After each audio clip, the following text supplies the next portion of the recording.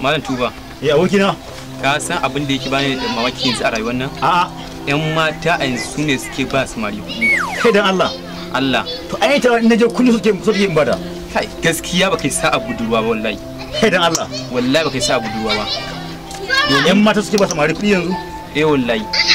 Domin ni da akwai abokina wanda yake ban labari yake cewa budurwarsa kullum sai ta bai kuɗi. Kai dan Allah. Allah. To ai ta kullum in naje tace in bata. Kai gaskiya ba kai sa a budurwa ba. Amma ku nan ita ka ganta kuwa. Yanzu nan da ka ganta nan mata ta zuciwa ma. Ita ce waccan? Ita ce ka. Bari in je gurin ta. Ka je ka suna fa. Ka je ka suna fa. Yan mata. Gaskiya kin burge ni. Hau biyo ni kai ma ka zo ka karbi kasan naka. Ka so kuma? La kika mare ni? Amma ki azalima ce.